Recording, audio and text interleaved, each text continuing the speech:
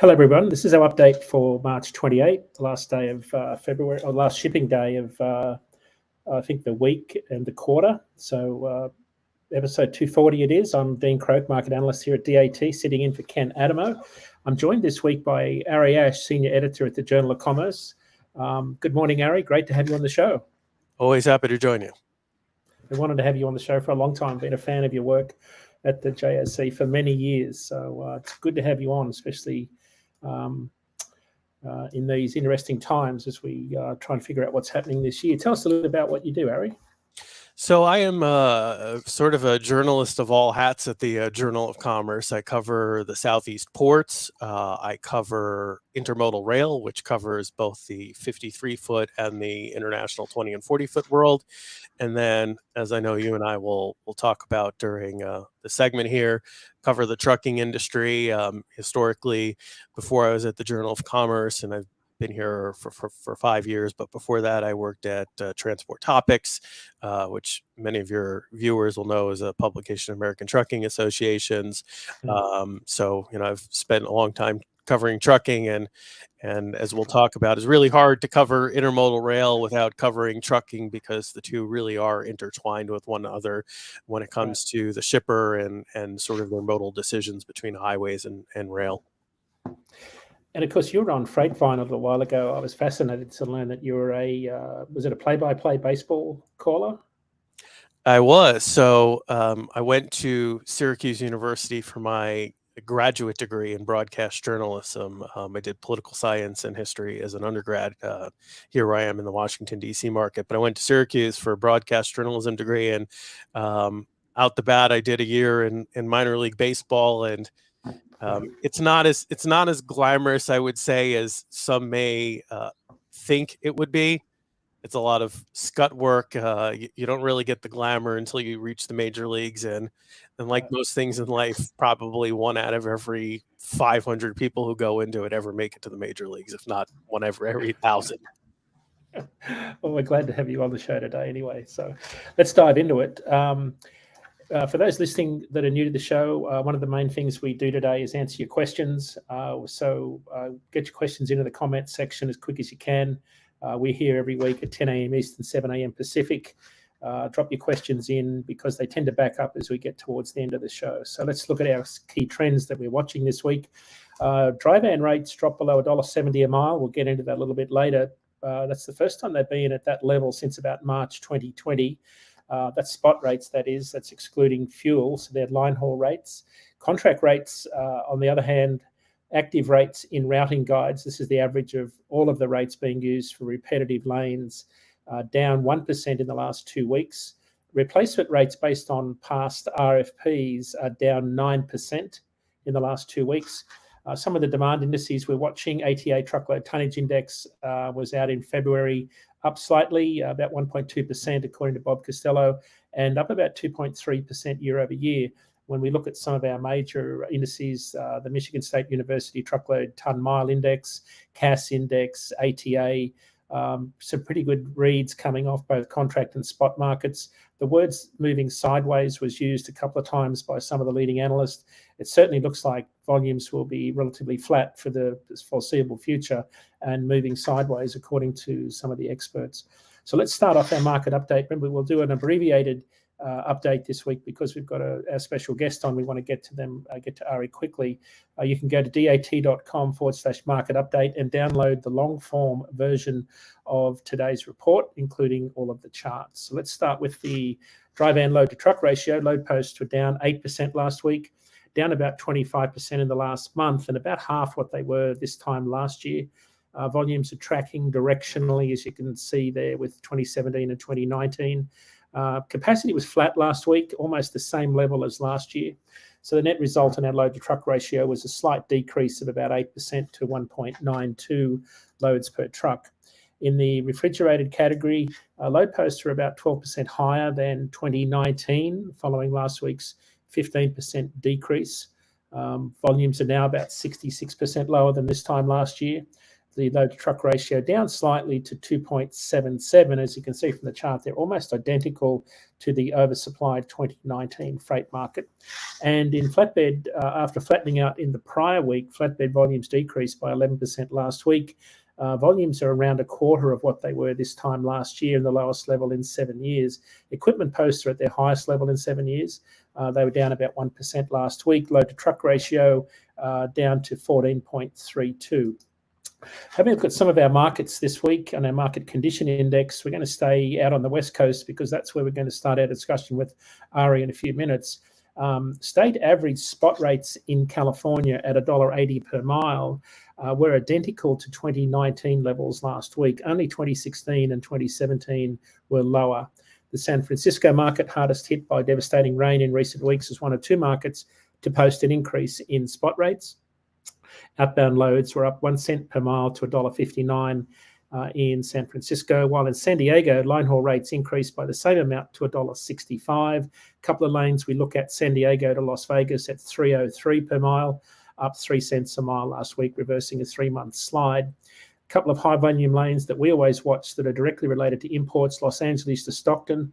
That's the busiest spot market lane on the West Coast for DAT. Volumes are down 2% last week. Spot rates at $2.49, Los Angeles to Stockton, were the lowest in 12 months. The other market we saw a lot of import volumes move to during the pandemic was Phoenix. Los Angeles to Phoenix reported the lowest rate in 12 months, also at $2.20 per mile. That's 45% lower than this time last year. Having looked at our refrigerated market in California again, outbound state level rates are at $2.03 per mile, also identical to 2019 levels. Last week they were down 3 cents per mile, which is interesting given that we're sort of starting to head into what should be produce season. But of course, we've got heavy rains out there that are slowing things down. The only reefer market last week to post a gain in California was Ontario, where a 3-week slide was reversed following a 2 cent per mile increase to an average of $1.87 out of the Ontario market. In Fresno, the largest produce market in the country, volumes were up 15% last week after decreasing for the prior month. Capacity continues to loosen, though, in that large produce market at $1.60 per mile. Outbound loads in Fresno have dropped 8 cents a mile in the last month. One of the big volume lanes for team carriers is Fresno to Hunts Point in New York at $1.44 per mile, is on par with the February average, but also the lowest in 12 months. I took a look at DAT's ratecast forecast on this lane. Spot rates are expected to increase by about 65 cents a mile, peaking at $2.09 per mile by the time we get to July 4. So we're looking at moving up from $1.44 now to about $2.09, assuming produce season rolls around as we expect. And in flatbed, at $2.55 a mile, outbound loads in Maryland are identical to 2018 levels, third highest in 7 years. In Baltimore's sizable flatbed machinery market, volumes were up 10% last week. Spot rates were down, though, by 13 cents a mile to $2.63. Having looked at some of the bigger flatbed markets in the Midwest, Chicago spot rates dropped by 5 cents a mile to $2.68, although volumes were slightly higher. And on the West Coast in California, flatbeds are in demand. Spot rates are up slightly to $2.07 at a state level rate. Stockton outbound rates up 9 cents a mile to $2.24. Flatbed loads from Stockton to Phoenix at $1.97 were the highest since the start of the year. And in San Francisco, spot rates last week were up by 25 cents a mile to $2.39. Having got a year-over-year look at spot rates now, dry van line haul rates dropped below $1.70 last week at a $1.69, where they ended up the 7-day rolling average. They're about 70 cents a mile lower than this time last year, down about 2 cents a mile last week. Based on the volume of loads moving, the average rate on the top 50 lanes was 22 cents a mile higher at $1.91.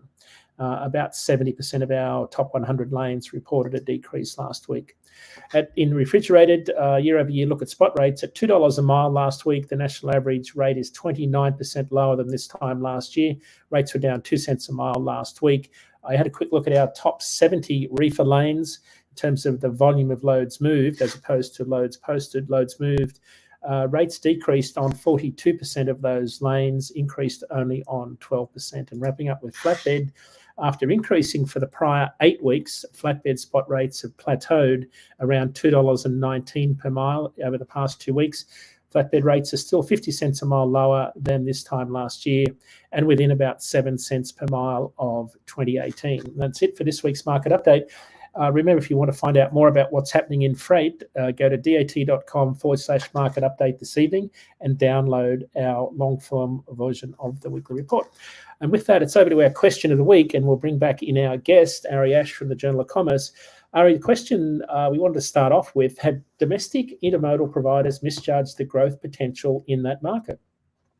I think they have. So I did a look, and I'm going to pull some of these numbers up on my computer here. The growth rate of intermodal versus the ports versus the larger economy.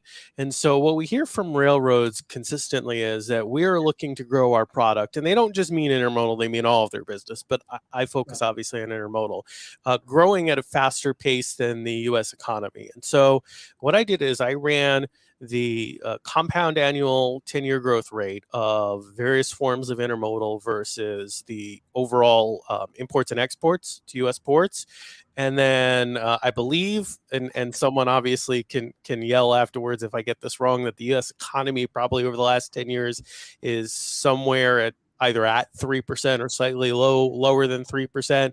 And what I can tell you is that through the end of 2022, that the compound annual growth rate on a 10-year basis for the ports was 2.4%. For domestic intermodal, it was 1.2%. For international intermodal, it was 0.5%. And for all of intermodal, it was 0.9%. So if I look historically at sort of the compound annual growth rates, railroads were consistently beating, if we use that sort of 3% economic number as a CAGR, we're consistently beating the U.S. economy on a compound annual growth rate basis in 2016, 2017, particularly 2018 and 2019.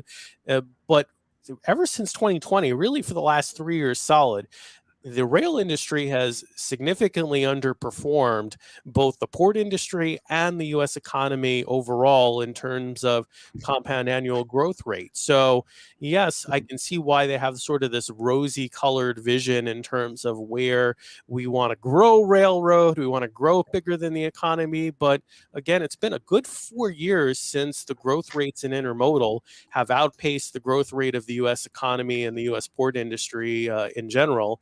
And so I'm very skeptical that someone, I'm very skeptical that they can achieve that place. And the only other thing I'd mention, Dean, related to that is, back to that number where I said that domestic intermodal through the end of December of last year grew at a 1.2% compound annual growth rate on a 10-year basis. And then I'll pull on a 5-year basis. On a 5-year basis, all domestic was actually negative 0.65 for all of intermodal.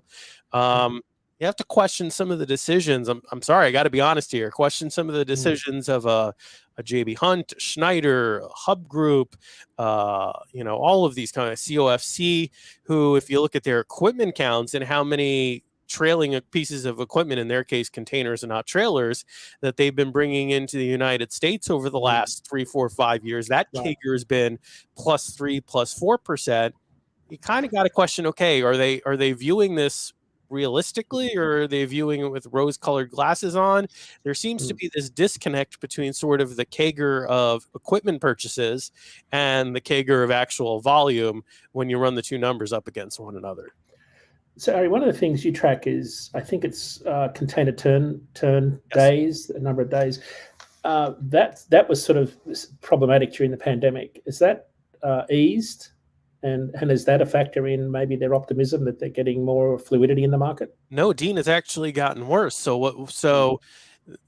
That's a very good question. So in the pandemic, as you pointed out, the turn time, let me take a step back to sort of describe what this metric is. So the way that the companies like JB Hunt and Schneider and Hub report this out is how many revenue moves does an average container, again, the trailing equipment, complete per month. And so before the pandemic, on average, the container was doing 2.2 revenue moves per calendar month.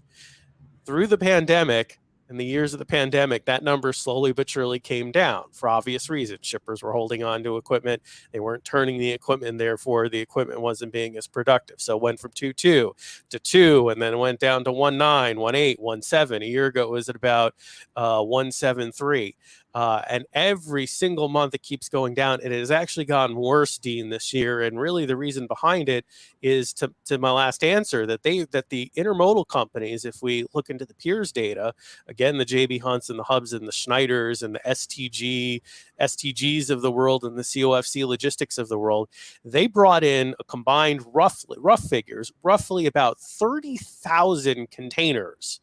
And I also throw in Amazon and Walmart, private companies that now own their own 53-foot containers.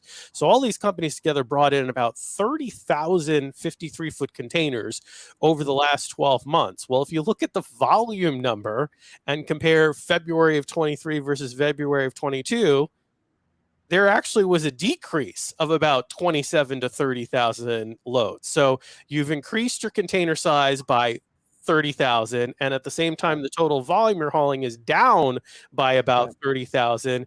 Your box turn number actually is getting significantly worse because all these containers coming into the United States are just collecting dust at this point. They're just stacking. They're stacking by the thousands.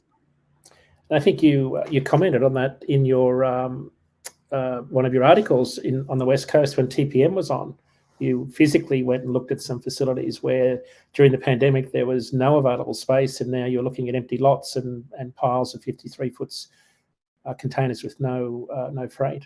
Well, Dean, I think that is one of the reasons, and I know you and I wanted to talk about this, is some of these rates that I'm seeing out of Los Angeles right now on the 53-foot side are crazy. A year ago, on a intermodal contract, if you throw in fuel, you were probably paying $2,900 to $3,100 all in, so maybe $2,200 excluding fuel.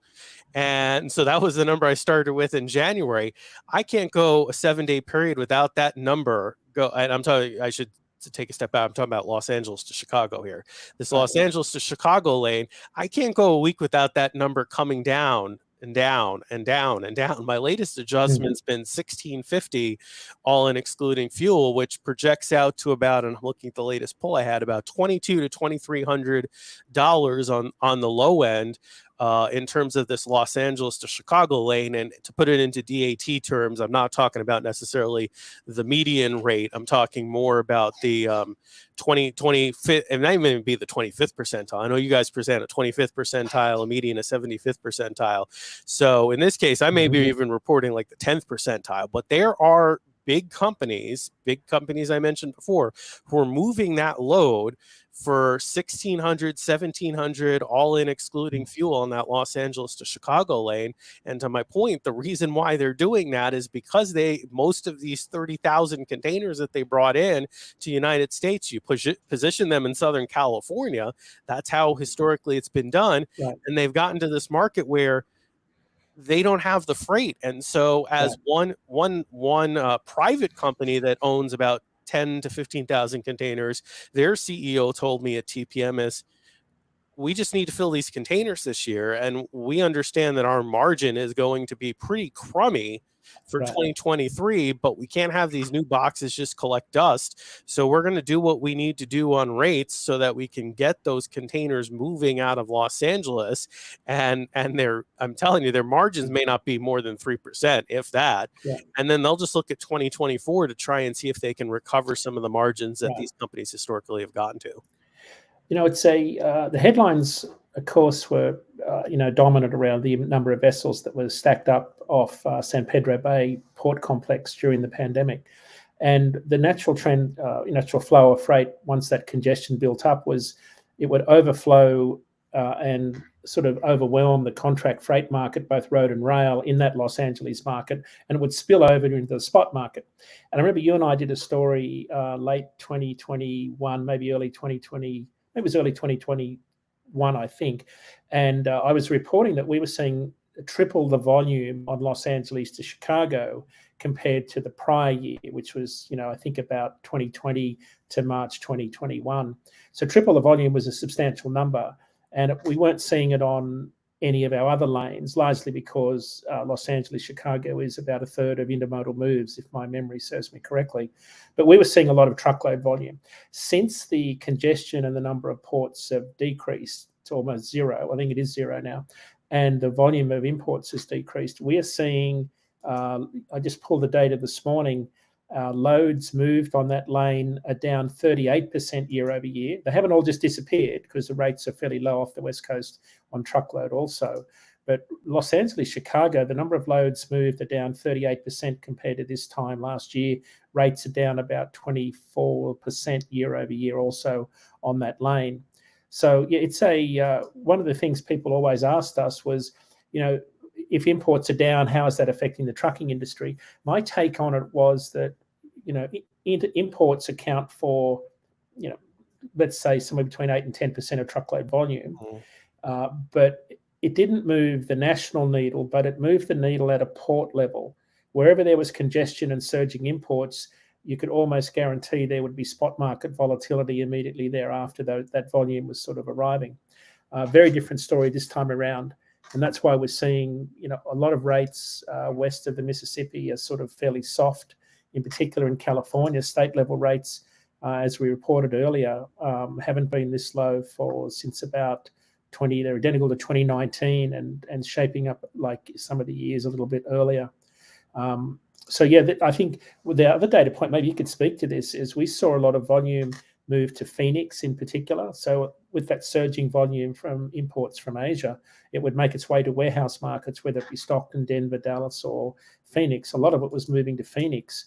On that particular lane, if I look at both Stockton and Phoenix rates out of Los Angeles, they both recorded their lowest rates in 12 months last week, even though volumes are not substantially down anywhere near that. So the lowest level in 12 months on those two lanes. So when I look at California market, it seems to be linked tightly to the fortunes of the imports and the performance of the ports. So a couple of things I'd mention to that, Dean. I agree with you 100%. You raised a point I used in one of my recent stories about how Los Angeles, more so than even any other city in the United States, is so intrinsically linked between port volumes and intermodal volumes and truckload volumes. And you're 100% right that the sort of more so than any other port, more than Seattle, more than Savannah, more than New York, New Jersey, or Houston, there's that tight link.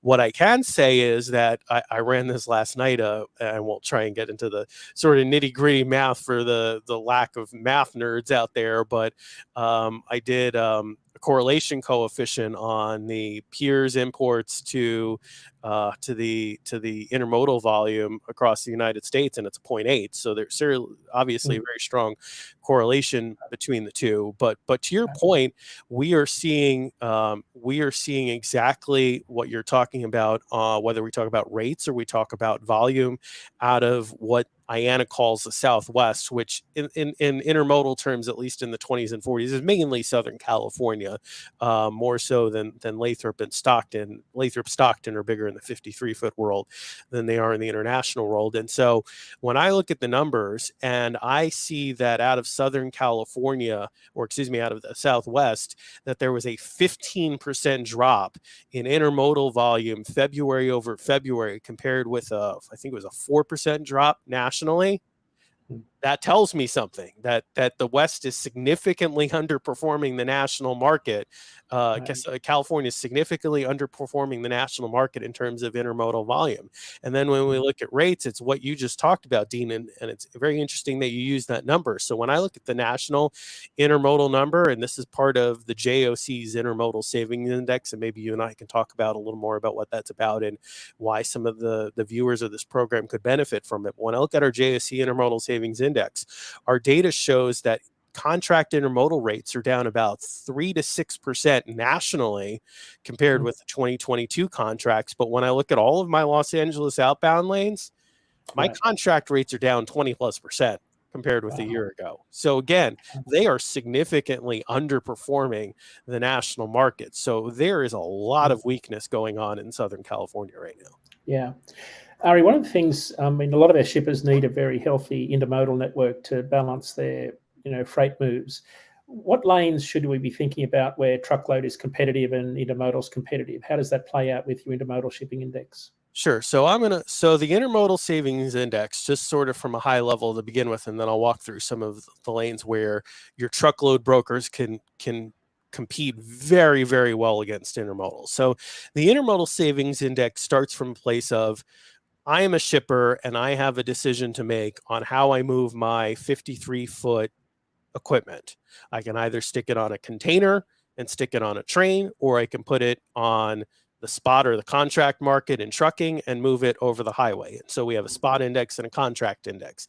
And the index measures how much money should I expect to save both on every one of the 120 lanes in these index and then nationally.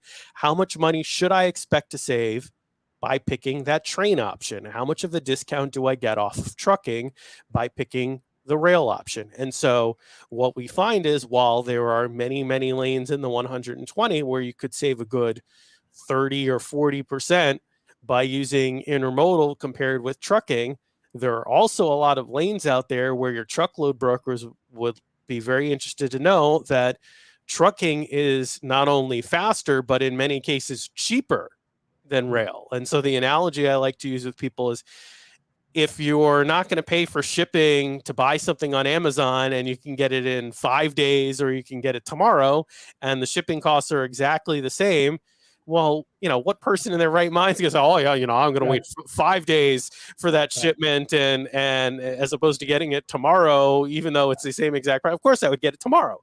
So, so for the truckload brokers, the value of this index is to find some of those lanes where they can really compete with intermodal rail and maybe pluck some of that freight off of the rail and get it over the road. So to your question, most of the lanes that we see in terms of competitiveness where trucking is either cheaper or essentially the same price as intermodal are sub 1,200 mile lanes. Once you get sort of over 2,000, you tend to not really get all that competitive. So when we talk about the sub 1,200 mile lanes, some examples: Atlanta to Dallas, Atlanta to Elizabeth, New Jersey.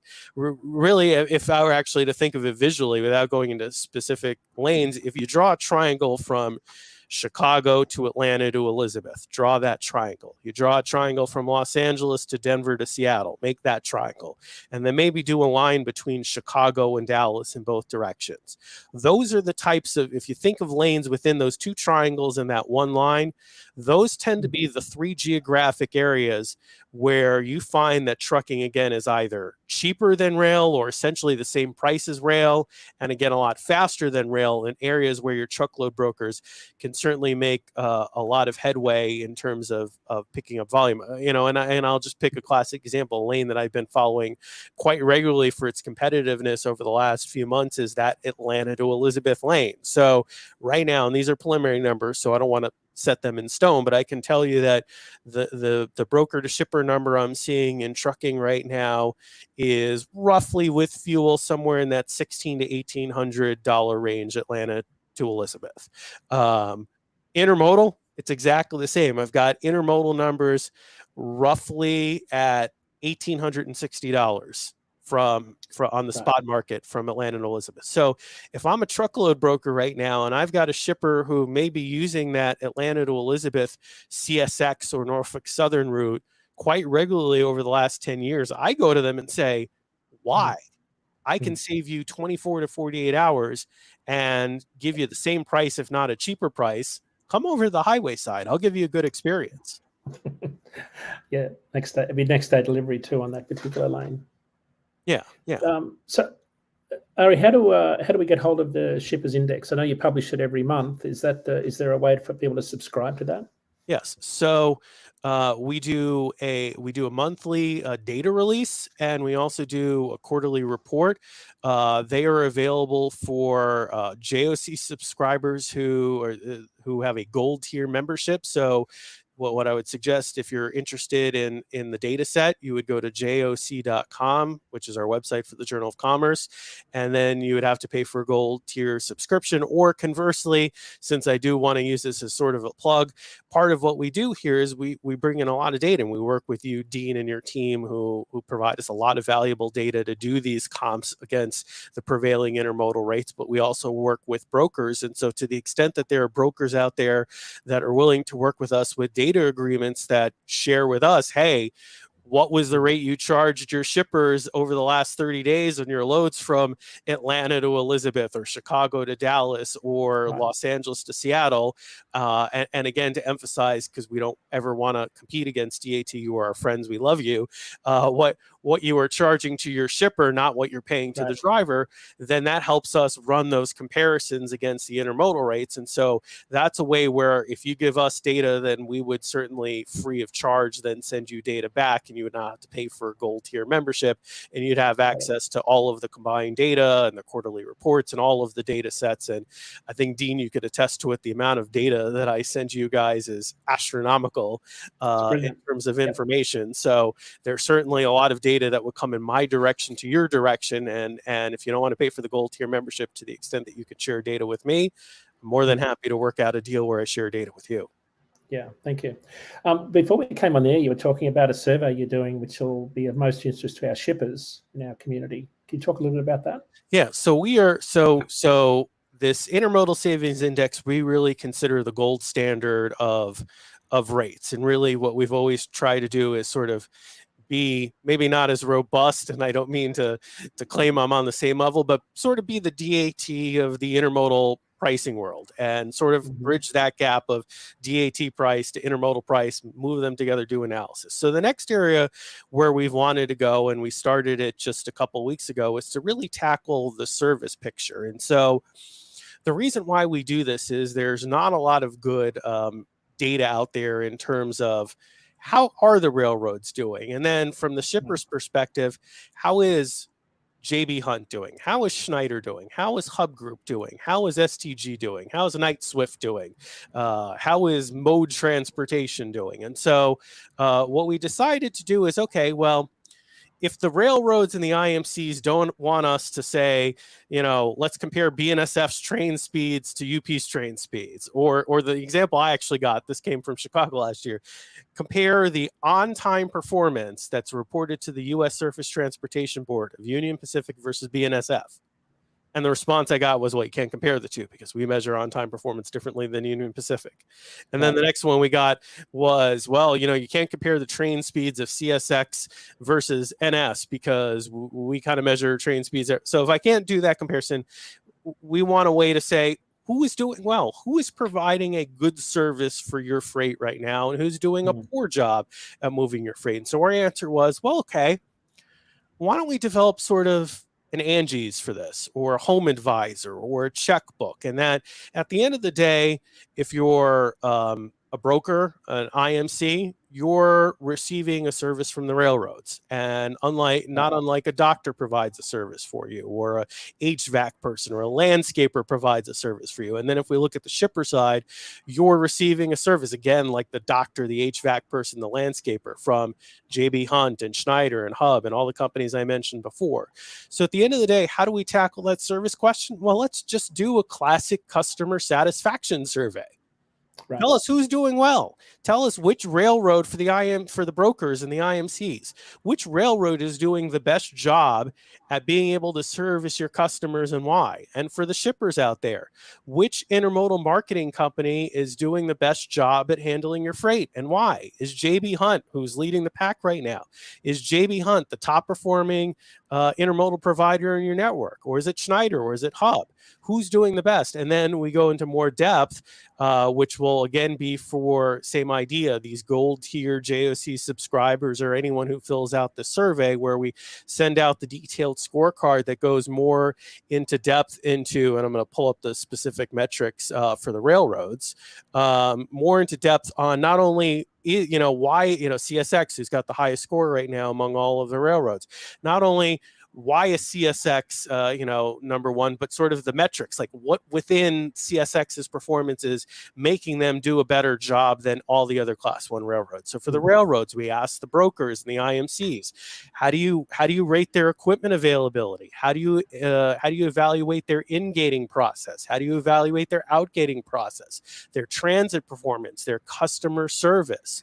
On the shipper side, we ask them, how do you evaluate the drayage capabilities? When you let them know that your load is ready at the dock, how quickly does JB Hunt or Schneider or Hub get a driver out to your facility with a driver to pick up that piece of trailing equipment? When it arrives at a rail facility, how quickly do they get it over to the destination facility?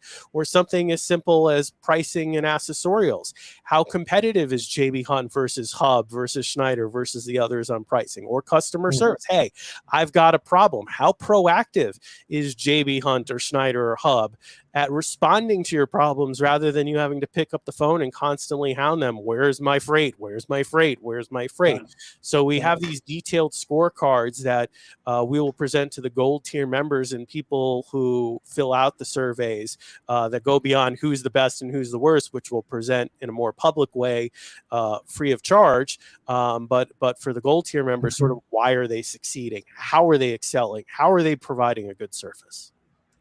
That'll be great information. I don't know that I've ever seen anything like that before. So look forward to seeing the public version. Ari, we're out of time. We need to wrap up. I just want to give you a couple of shout outs. Some of the events that are happening. Sales Chat is on tomorrow, as always, 11 a.m. Eastern. I'll be on that show. We've got Landline Now, 7 p.m. Sirius XM. I'll be on with Jimmy Mack on Radio Nemo here live from the Mid-America Truck Show in Louisville on, I think it's 11 a.m. on Friday. You can catch us on channel 146 Road Dog. Don't forget, if you're here, call by. Our booth is number 65216 in the West Wing. I'll also be there with my truck outside in the Paul K. Young beauty competition. Swing by the booth or come outside and say hello. Don't forget, TIA Capital Ideas Conference is just 22 days away. With that, it comes to the end of the show. Ari, how can people get in contact with you if they've got any questions? Yes, I appreciate that, Dean, because we did throw out a lot of data and work that we're doing. So if you want to reach me with a news tip, or you're interested in the JOC Intermodal Savings Index or our intermodal service scorecards, you can find me on LinkedIn, on Facebook, on Twitter. You just type in my name. My first name is spelled A-R-I, and my last name is spelled A-S-H-E, and I'm usually the first search result since it's a unique enough name. You can just reach out to me on any social media platform. Tell me you're interested in any one of these data products that we do, or just in general have a news tip for me, and I'm pretty good about getting back to people fairly quickly on social media. Yeah, you are that. Thank you, Ari. I'd highly recommend anybody listening, if they're not already a subscriber to the Journal of Commerce, that they get on board quickly. If you're in the trucking business, you really need to know what's happening in the intermodal world also. So with that, it's the end of the show. If you'd like to learn more about what we've covered in the show today and get some of the charts, go to dat.com/market update. Download our long form version of today's report on our website this evening. And with that, we'll wrap up the show. Be safe, everyone. See you next week.